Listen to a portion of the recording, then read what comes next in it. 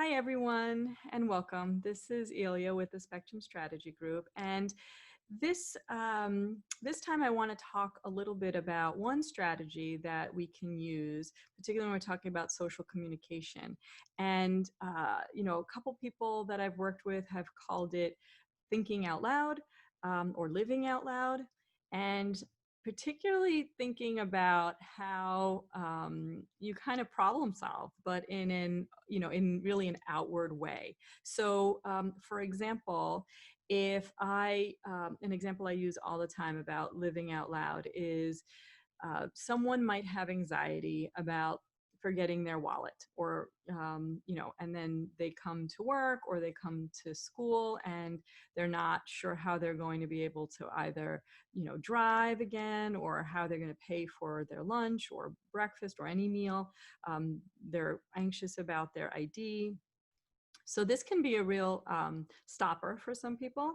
And so, it can actually freeze people and, not knowing what the next step is. And so what I like to do is think about, and we've all done it, we've all lost our wallets or left them at home or in somewhere else.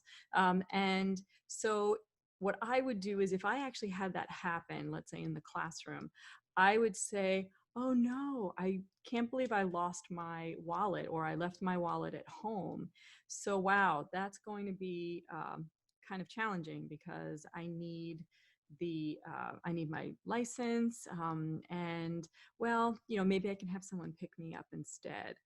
Or, you know what, I think I might have a copy or a picture of my license on my phone. So that could, maybe help me if I get pulled over for some reason or I need ID for something. I don't have any money. So, again, how am I going to manage that today? So perhaps I could ask a friend if they could lend me some money. Perhaps when I go to the cafeteria, I can say, I don't have something with me. Can I owe you? And tomorrow I'll bring money in. Or maybe I do also on my phone. Phones are so amazing.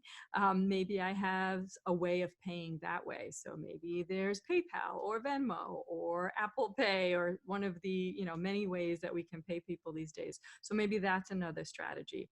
Or maybe I have something already in my backpack that I can have for my meal. And or if I'm afraid that I lost it, is there someone that I can check at home with that, maybe I'll ask my husband if he can just double check to see if I left it on the counter or maybe in an old pocketbook that I haven't, moved all my stuff over yet. So in having these conversations out loud, so that's just one example, I'm actually problem solving in front of students or maybe my child or whoever, and saying, this is how I am problem solving this. And you know what, we all kind of have these problems. I'm just trying to, come up with my solutions for them.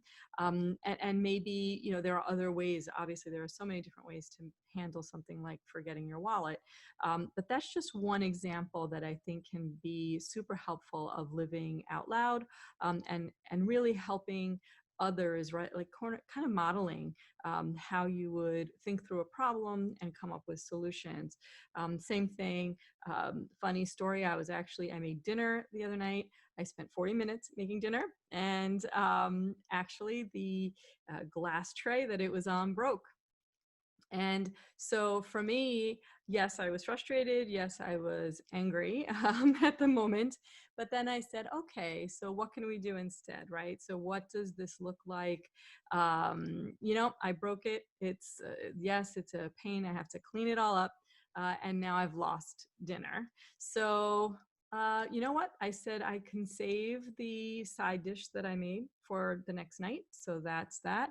And you know what? There is Grubhub and DoorDash, and maybe we have something else in the fridge we can come up with, and just eat something quick, because right at that point I was frustrated enough that I was not going to make something else, but I could totally just maybe come up with a quick solution. So again, thinking about those things out loud, and if we do those types of exercises regularly, I think it helps to sort of diffuse maybe some of the frustration that comes with some of these things that happen to us, and also be able to problem solve real time and recognize that, these aren't unique solutions. These aren't unique problems, I should say. There might be unique solutions and people might have all different types of ideas, but definitely thinking out loud can really help our students, our kids think about, oh yeah, how would I handle that problem if I had the same thing? And maybe it's sort of a little bit of previewing, right? So maybe they have never lost their wallet before, maybe they've never burnt dinner or broken the dish that dinner was in,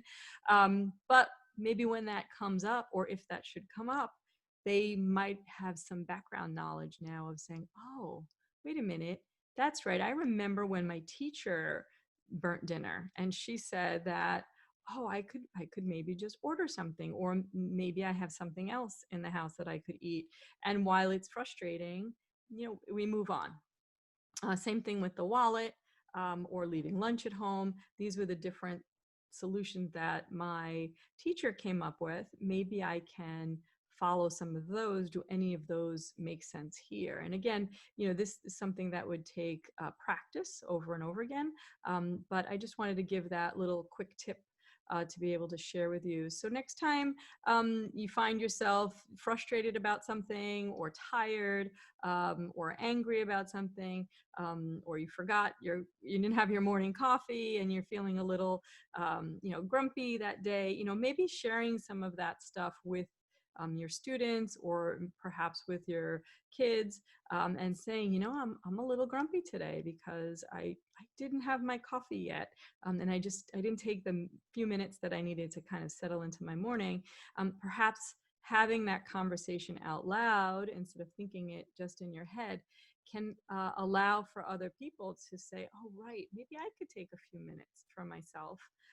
And maybe my morning will go a little more smoothly. Or if my morning didn't go smoothly, maybe it's because I didn't take that time for myself earlier. So again, just one little quick tip, I would say. If there's something that you'd like to share, or other examples, I think that would be great for people to see. I know I would love to see that. So thank you so much, and I'll talk to you soon.